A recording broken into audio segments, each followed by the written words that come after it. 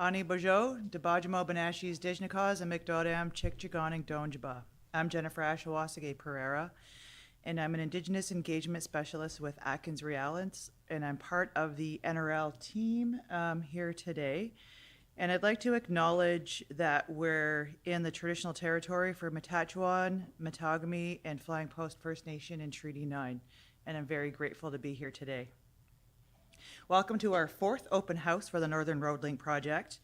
And this proposed road project happening in Treaty 9 is being led by Martin Falls First Nation and Webequie First Nation.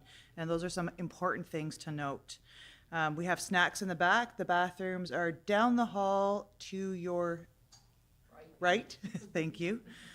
And we have a lot of information in the back there. We have fact sheets associated with study plans. We're doing a presentation today, so we have copies of our presentation in the back. We also have a comment form that we strongly encourage you to fill out, and like to say Ani to the people online as well.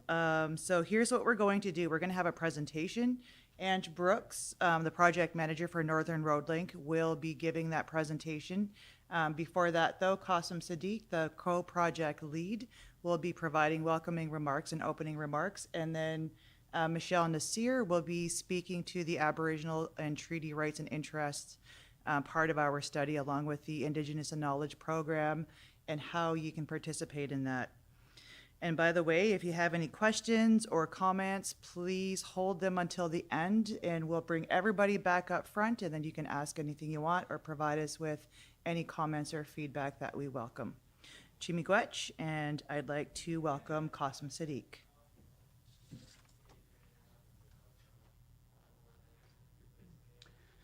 Miigwech, thank you so much, Jen, for the land acknowledgement and for getting us kicked off. Welcome, good evening, everyone. Thank you so much for joining us here in beautiful Timmins.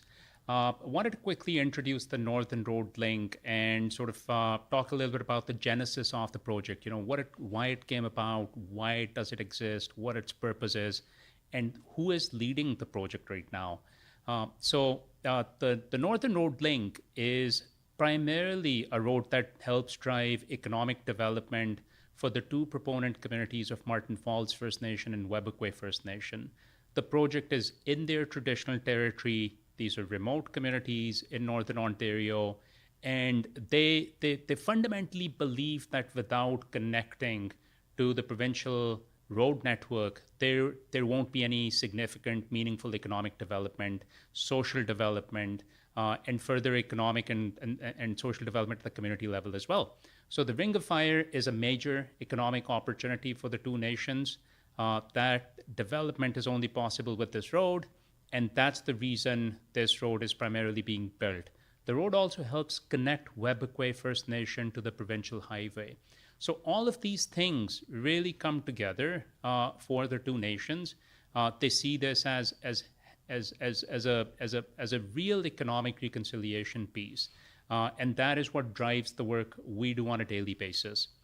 At the same time, it is about trying to ensure that communities, First Nations around the project understand the project that is being built, that we understand their concerns about the project, we understand how the project might impact them, we learn from their input, and we adapt to it. So we build a project which is the best in class and the best that it can be, and that's only possible through conversations like this. So I'll stop here, and we're very easy to find. We've got a website, Northern Road Link. Outside of this conversation, we're happy to meet one-on-one, in person, virtually, online, by text, whatever you prefer. So please don't be hesitant to get in touch. Looking forward to the conversation this evening, and I will pass it on to my colleague, Ange Brooks, for a presentation on NRL. Ange, over to you. No?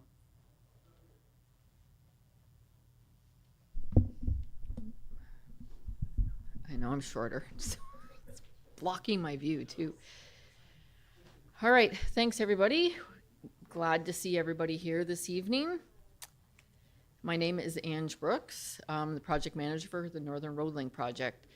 I'll give you a little bit of introduction and background.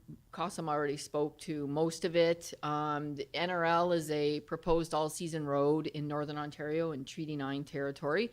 The proponents are Martin Falls First Nation and Webequie First Nation. The project is subject to the Provincial Environmental Assessment and the Federal Impact Assessment Act, and it's a coordinated process, and we're going to be producing one EA document that satisfies the requirements of the provincial government and the federal government. This is a little diagram of the overall project team for the NRL project. As we said, the proponents are Martin Falls and Webequie. They are assisted by the working group that's over there on the left side. That's made up of 2 members from Webequie and 2 members from Martin Falls. And they're also supported by other community members from both communities. We have our project co-leads, who are Cossum, Sadiq, and Mike Fox. And then we have the technical experts, which are the consultants working on the project.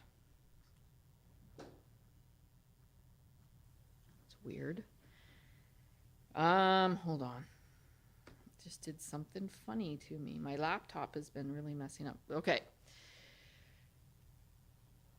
So this is a map that shows where the Northern Road Link falls relative to the other 2 large road project EAs that are happening. NRL is in the middle, the hatched lines.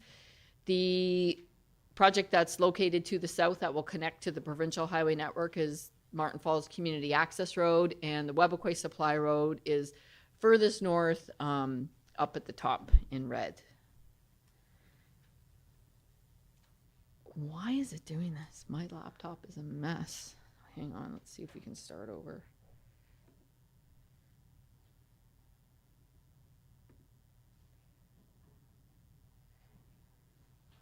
All right, so this is just a diagram of our current schedule. The project started in 2021. We are obviously now in 2024. What we're here mostly to talk about is the alternatives assessment as well as the study plans. And if you skip down to 2028 is when we expect to have a decision on the project from the provincial government, and then the next year in 2029 we should have a decision from the federal government on the project. This is just a schematic of the provincial environmental assessment process. We are in the EA stage. We will be in this stage for quite some time. Prior to the EA, we were working on at the beginning, the notice of commencement, and then the terms of reference. And past the EA stage, we go into review from the government, stakeholders, the First Nation communities. This is the federal impact assessment process. It's very similar to the provincial, except instead of calling it the environmental assessment stage, it's called the impact statement stage. And that's what we produce for the federal government. And then they go ahead and do their own assessment based on all of the information that we have provided. And they make a decision beyond that. So, like I said, what we're here to talk about today are the various alternatives to the different segments that we have. You can see on that map to the right, we have the road broken up into various segments. We've got 2 common segments on the south, and then that section in the middle is where we have basically all of our different alternative corridors. And the corridor running up towards the north is also a common segment, and then the 2 little options up at the north end. So the corridor itself is 2 kilometers wide, and that's going to allow us to place the right-of-way. So we'll be able to work within that 2K width and figure out other sensitivities. And it could be anything. It could be Indigenous values or some sort of sensitive habitat for I don't know, caribou or moose or any other species that we have that we're working with. It could be an area of groundwater movement that we want to avoid. So right now we're just working on the 2-kilometer wide corridor. So what is the alternatives assessment? Well, we will use the assessment to, we will use various criteria to compare corridor alternatives to select a preferred corridor. We'll be looking at the positives and the negatives to figure out what our best area is to go in. And what is the alternatives assessment? It's a multi-factor analysis to compare advantages and disadvantages of the alternatives. We use a computer modeling tool called Pangea, and we input all of the information into the model. The kind of information we input has to be quantitative in nature, so it has to be something that's measurable, whether it's a distance or an area. In order for the model to work with that, it can't really work with qualitative information. So there's a few terms we use when we're talking about alternatives assessment. That's factor, criteria, and indicator. I'll show you in the next slide. So the factor is sort of the overall umbrella of within a VC, a valued component. We'll talk about that a little bit later. So just 2 examples that I pulled out here. One is Indigenous land use and interest. The indicator for that would be, some of them I just pulled out 2, area of Indigenous trap lines and designated protected areas. But we have a much longer list of indicators that we use within that criteria. The other factor is cultural heritage resources, and that's archaeological sites and built heritage. So for archaeological sites, we'd be looking at hectares or square kilometers of archaeological resources or registered or known archaeological sites. So as I said, we've done 1 or 2 model runs so far with the data that we have. We're still gathering data and refining it within the model so that we get better results. But these are our preliminary results. I'll just remind you, like, our alternatives are over there on the right in purple. So the first result we get, which makes complete sense, is the longer routes scored worse than shorter routes because it's going through more terrain, more sensitive areas. So anything that's longer is always going to score worse. So in the alternatives assessment, if you have a lower score, that's preferable to a higher score. So looking at these little schematics on the bottom, option 5 scored worse for all factors because it's actually the longest route. Option 6, which is over there on the right, scored best for Indigenous land use and interest, the physical environment, and technical considerations. And technical considerations is the constructability and the engineering aspects of that. Option 3, running off of the esker, scored best for the natural environment. When I see that, that just goes to show that the esker itself is a very sensitive area.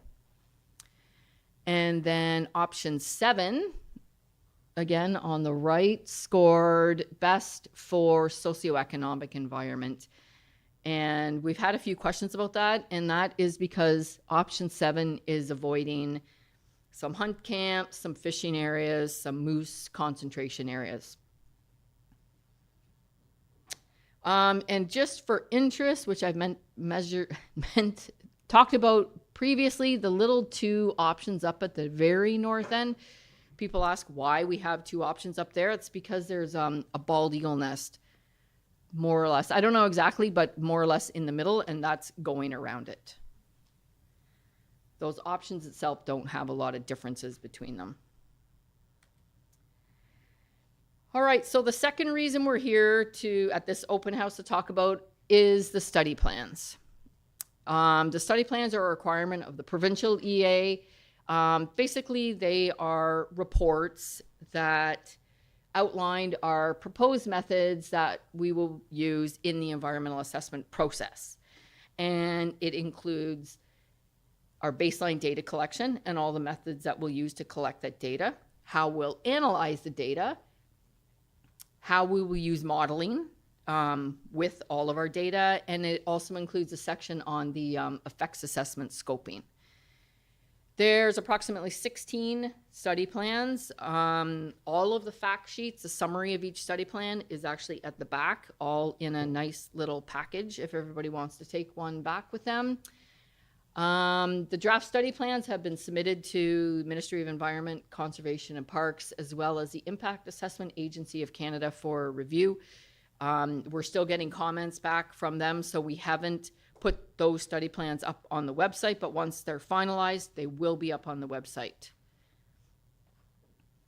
All right, so I said we had 16 study plans. They're basically, each study plan is a valued component. If you haven't heard of what a valued component is, it's a component of the environment that is identified as important and or sensitive to change, or it's a value for cultural or traditional purposes, and it is likely to interact with the project or project activities. They fall under 6 main umbrellas. It's Aboriginal treaty rights and interests, biological, physical, human health, socioeconomic, and cultural heritage resources. Now, this next slide we threw in because we like to talk about construction of the methods that are being proposed that'll be happening after the EA is completed, because we are working within a sensitive area. So we want to be transparent and talk about what engineering methods are being discussed at this point in time for building this road through this terrain. So the entire area is one big interconnected wetland, and we want to make sure that we're looking after it and that we're not causing any issues with the groundwater movement from going all the way to Hudson's Bay and James Bay. So what is being proposed, it has been done before. It's been done in northern Quebec, and it's been done by actually our own engineering team in Manitoba. We keep referencing the East Side Road in Manitoba. That's on the east side of Lake Winnipeg, from Manigatagan First Nation to Barons River First Nation. That project the construction was completed, I want to say 5 to 8 years ago. And it's been a big success story. They've been doing monitoring ever since construction has been completed, and they've found that I always just focus on the groundwater flow. There's other factors, but they have found that the groundwater continues moving through the peat and it's not impeded. And we don't have any pictures here, but we could provide some pictures that show from that specific project where it's still green on both sides of the road 8 years later. So what we're proposing, similar kind of idea, is what we've been calling a floating road. Last night, Mike gave this great analogy, and he said it's like if you think about how a snowshoe sits on top of snow. It's that kind of idea. We have a geogrid or geotextile that will sit on top of the peat, and we will the idea is to place blast rock over that's much larger riprap, and then smaller and smaller and smaller material until we get to the actual road bed. The peat will compress a little bit, but it will still allow groundwater movement through that. We're also proposing, depending on the area and all of the groundwater modeling, cross culverts to be placed under the road to ensure that we have all of that groundwater movement. You guys might have questions about that, but if you could hold off, I'm going to ask Michelle to come up to talk about ATRI and IK.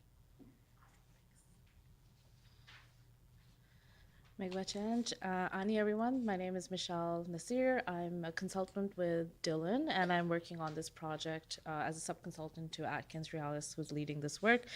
I'm working with the team that's putting together the sections on the Aboriginal and or treaty rights and interest assessment for the application. We are currently working with communities on an innovative approach, which is we're calling the Indigenous Knowledge Program, where we're asking or requesting communities to share their information with us, whether that be information that they've already collected as part of their ongoing, processes and policies, and or creating new studies that are project specific to our project, the Northern Road Link, and sharing that information with us. As a result of that program, we're also providing capacity funding support to communities for this work. And I'll be here later on today standing by those posters. Very happy to discuss the opportunities that we have with communities to get that conversation going. I also wanted to give a brief update on other work we're doing for the Aboriginal and Treaty Rights and Interests work that we're doing, and that includes what we did was that we shared the preliminary study areas with the communities and requested feedback, and based on that feedback we updated our study areas. So that is also up on the poster up there, and I'm happy to speak to it as well. And we continue to want to work with the communities, and we're very happy to keep chatting about that. So thank you. Chinagwech.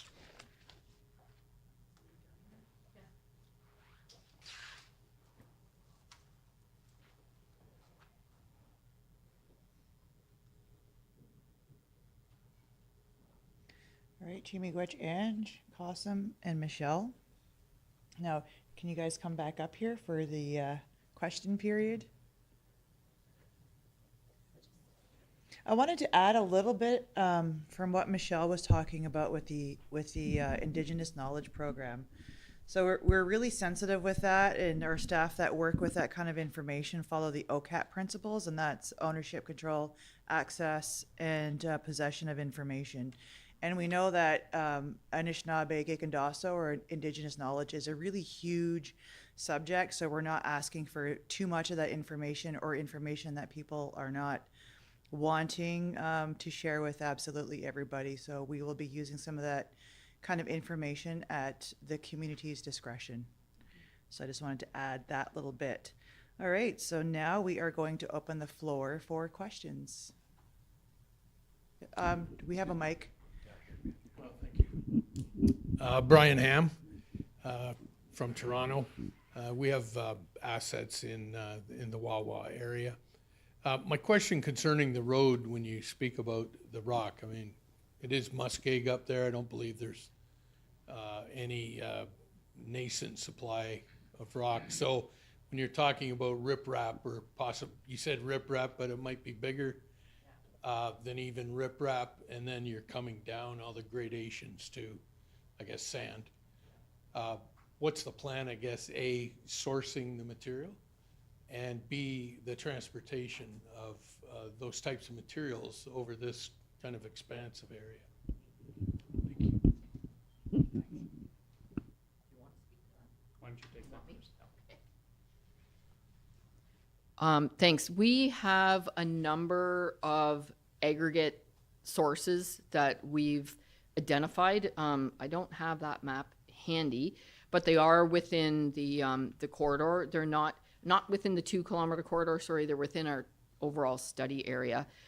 Some are located more to the south, and then there's a few up towards the middle. But you're right. There is not a lot of aggregate sources, but we're out there in the field right now doing a pretty large geotechnical drilling program, and part of that program this fall and going into the winter and then next summer is searching for potential aggregate sites. And we haven't figured out yet. We know we have to construct access roads to those off of the main road, but we haven't gotten into too far into the weeds with that yet. Fair enough. Are you with that? Yes. I'm sorry I came a little late. Oh yeah, no problem. I'll expand on that, which is, as part of the project, we have to identify all ideas, items, issues which enable us to build this road. Aggregate is crucial for us to build it. It's also not the biggest, but one of the leading risks for us as a project. There's potentially there's potentially an issue related to aggregate, as Anne just said. So our corridor is sensitive to that, but it's a risk we have to validate as the project progresses. In terms of sourcing? Knowing how much aggregate is available. At some point, of course, project cost is very sensitive to how much distance the rock has to travel. So we want it to be as close to the project area as possible, and we need to identify that as part of the project right now. So we're the geotechnical program that Ange described is attempting to do that. Thank you very much. Very welcome.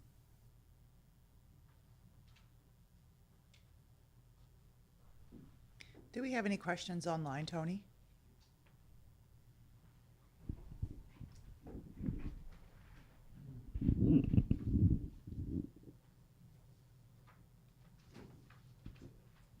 We do not. Thank you.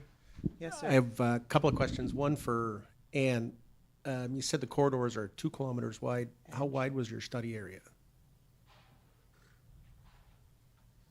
The study area varies depending on which valued component you're looking at. So for example, for caribou, our study area is the entire range of caribou.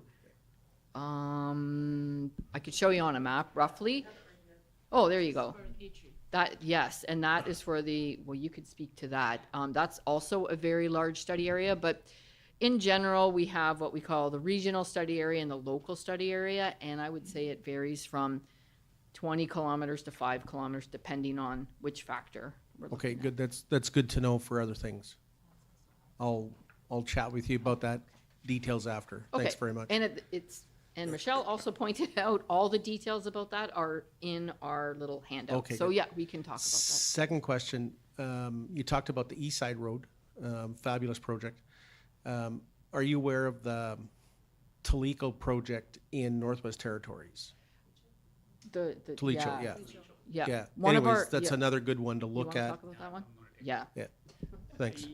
Yes, we are, and fairly intimately. We've actually engaged directly with our Toledo on that project, with Kiewit, with the team that was involved with the planning and execution of the project, as well as with community leadership, and so there's been deep engagement with them, and we've had a lot of wonderful opportunities to learn from them. Absolutely, yeah. Wonderful example to learn from as well. Yeah. When you talk about a 2-kilometer wide road, what's in it? Like, what is comprised within the 2 kilometers? When you identify a corridor, so what's... So right now, this 2 kilometer, of course, there's no road that's 2 kilometers wide at the end of the day, right? So it's an idea at the end of the day. The idea is that we've got the ability to finally place the preferred road within a 2 kilometer wide area. So if, let's say, using sort of simple numbers, 100 kilometers long, so that 100-kilometer road can go anywhere within that 2-kilometer width, okay? And it doesn't have to follow one alignment. We can wiggle within that 2 kilometers, and that enables us to do a number of things. First of all, it enables us to be able to choose terrain that's more constructible. It enables us to avoid certain natural features that we do want to avoid for protection reasons, conservation reasons, impact reasons. Then very, very, very important for us, and probably the leading decision maker is indigenous knowledge and values. If communities have sensitive areas, sacred sites, or any other feature that's important to the nation that they want to protect, we will avoid that. We've got 2 kilometers to be able to sort of go around it. And then even if that distance isn't enough, then that's a conversation with either the nation, or it's a conversation on mitigation. But that gives us a lot of flexibility. So, Yeah. 2 more questions. Yeah, please. Yeah. So the road itself, yes, sorry. So it's a 2-kilometer wide corridor, understand that, thanks for your answer on that.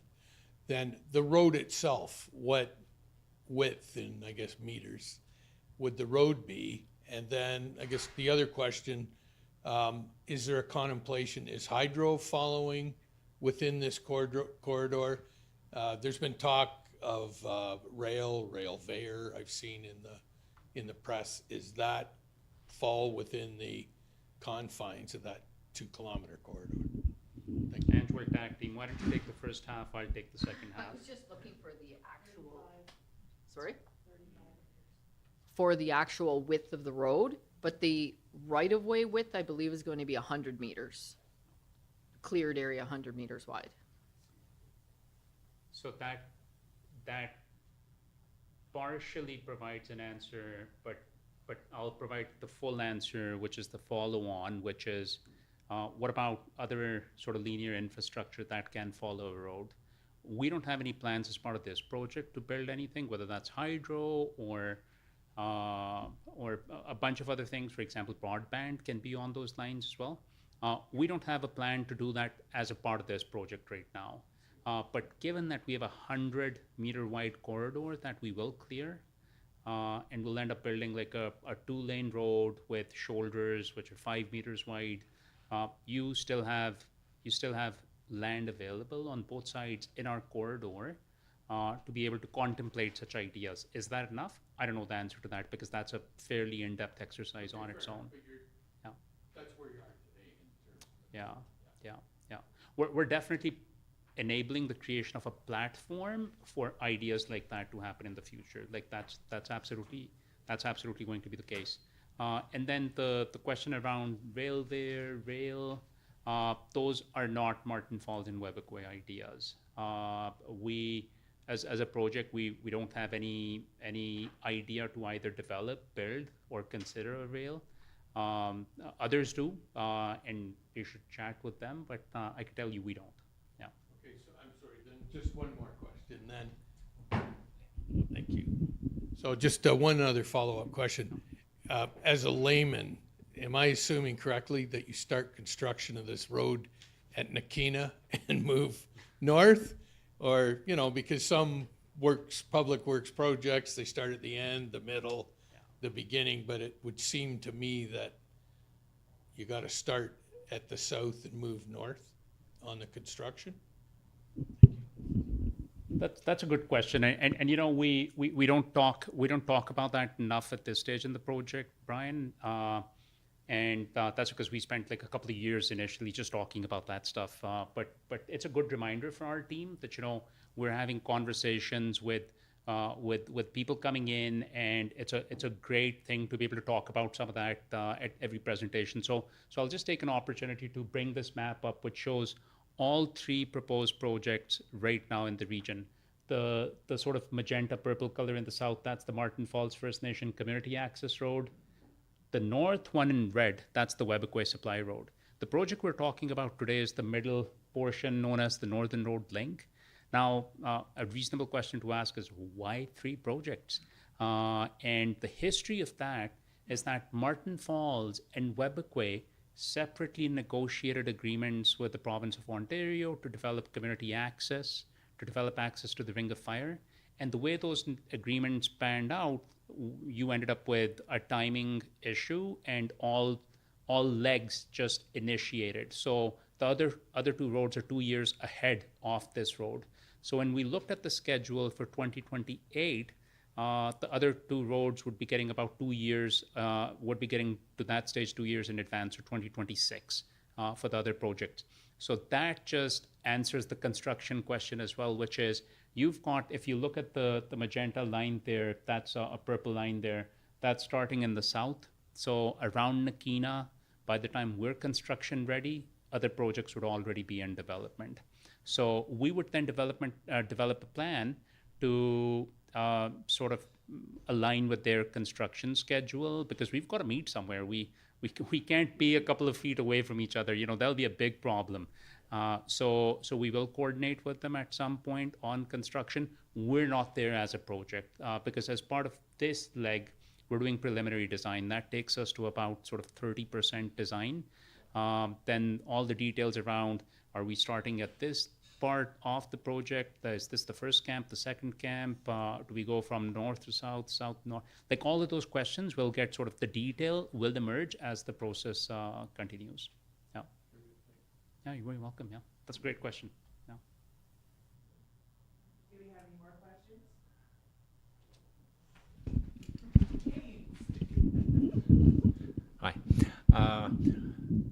Hi.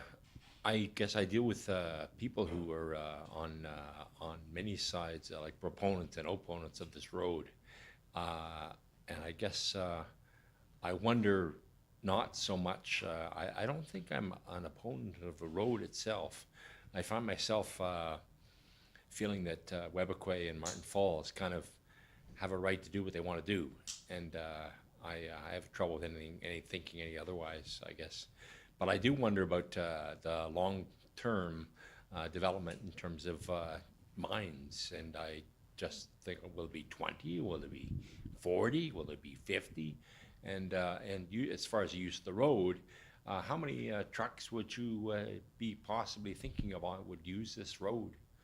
Like 100 trucks a day, or 500, or 30, or I wonder, is that part of your planning in terms of design of the road? It must be a number. Well, first of all, James, thank you so much for sharing that sentiment around, you know, the idea of Martin Falls and Webequie having both the opportunity and the right to do what they want to do in their traditional territory. So really appreciate that sentiment.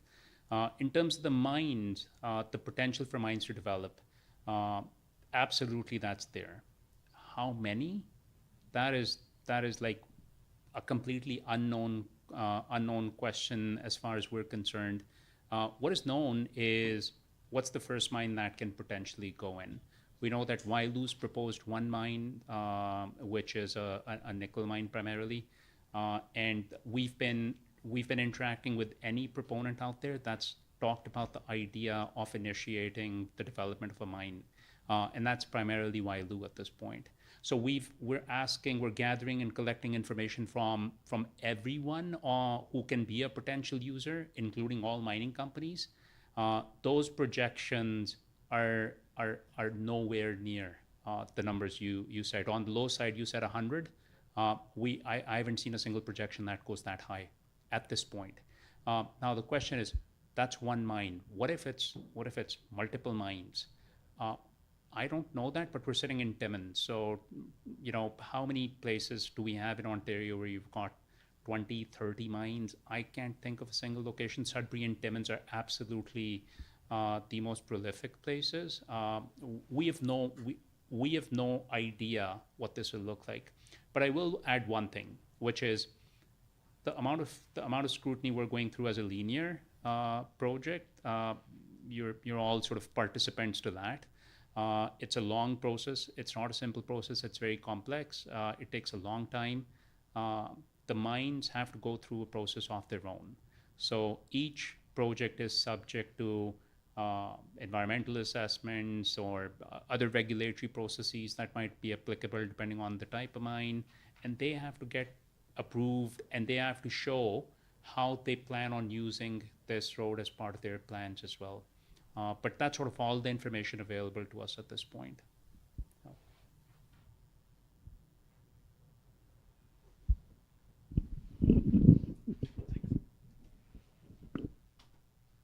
check online one more time.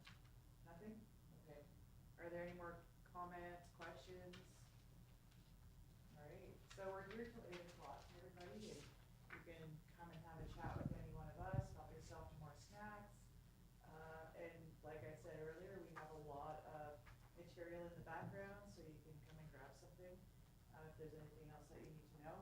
And also, please visit our website, northernroadlink.ca, so we have loads of stuff on there, along with all of the newsletters and any other, our study plan fact sheets are up there, so there's a lot on